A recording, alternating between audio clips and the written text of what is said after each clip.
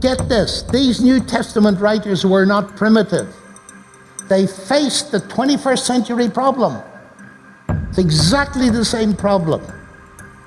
Now, did Jesus' resurrection break the law of nature that people normally stay dead? No.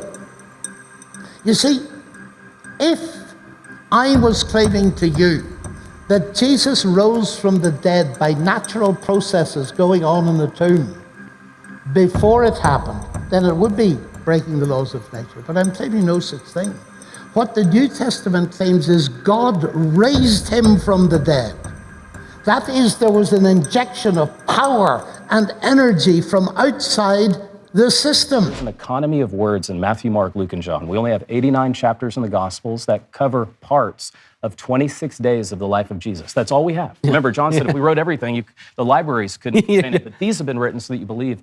John stoops down and looks in, and it says, when he saw the Athonia, the Sindon, the Sudarium, the shroud, he believed. He saw and he believed. And what I'm publishing right now, I believe that the shroud had the face of Jesus glowing on it. It didn't happen by any natural means.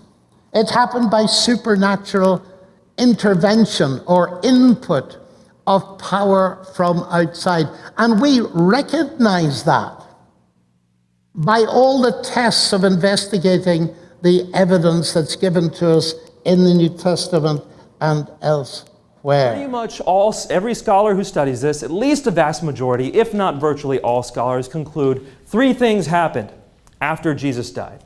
Well, number one, the first one is that Jesus did die on the cross, which we just looked at. Number two, that the disciples, Jesus' disciples, all believed he had risen from the dead. So, the disciples truly believed that Jesus had risen from the dead, and according to most historical Jesus scholarship, Christianity wouldn't have gotten off the ground if it weren't for that fact. Fact number three. Fact number one was Jesus died on the cross. Fact number two, the disciples truly believed he had risen from the dead. Fact number three, people who were enemies of Jesus, or not his disciples, also believed he had risen from the dead. Now, who are we talking about? We're talking specifically about two people, James, the brother of Jesus, and Paul, or Saul of Tarsus, as it were. James, the brother of Jesus, did not follow Jesus during his lifetime. We see in the book of Mark that Jesus' family comes up and says to people around Jesus that he is out of his mind, basically, that he's crazy, which is what leads Jesus to say, "Who is my mother and brother and sister?" It's those who do the will of God. So Jesus' family is not on his side. It wasn't until after the resurrection, or supposedly the resurrection, when all of a sudden the disciple James becomes the brother of Jesus, James, becomes a leader of the Christian church. And also Saul of Tarsus. Who is this Saul guy? Saul was the student of Gamaliel, one of the chief leaders of the Jews in the time. This man was primed and groomed to be a leader of Jews, a leader of Pharisees. He was going to have all kinds of power in the temple. He already had all kinds of power because he was able to deliver people to prison. He was given special permission to hunt Christians down. Yet this man was willing to go to his death over and over and over again. For something. For what? He claims it was because he has seen the risen Jesus. Saying that God can't intervene in nature would be like claiming that the moment you understood the laws of internal combustion, that made it impossible to believe that the designer of a motor car could or would intervene and remove the cylinder head. Of course they could intervene.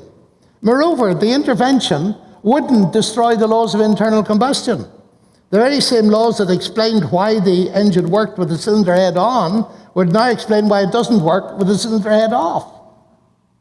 So we need to clear this up. The laws of nature are not like the laws of a country that you violate. They are descriptions of what normally happens. But God, who is the creator and stands above its creation and outside it, is perfectly free to input events into the system. And that is exactly what the miracles of Jesus are and what the resurrection is. Here is a summary of the clips you have just watched and some of the evidence for Christianity. Firstly, those who did not believe prior to the crucifixion and resurrection came to believe after seeing Jesus alive again. Secondly, the persecutor of Christians, Paul of Tarsus, claimed to have miraculously seen the resurrected Jesus and became a Christian. Thirdly, miracles in Christianity do not violate the laws of nature. Rather, they operate outside those laws because they are performed by the one who created them.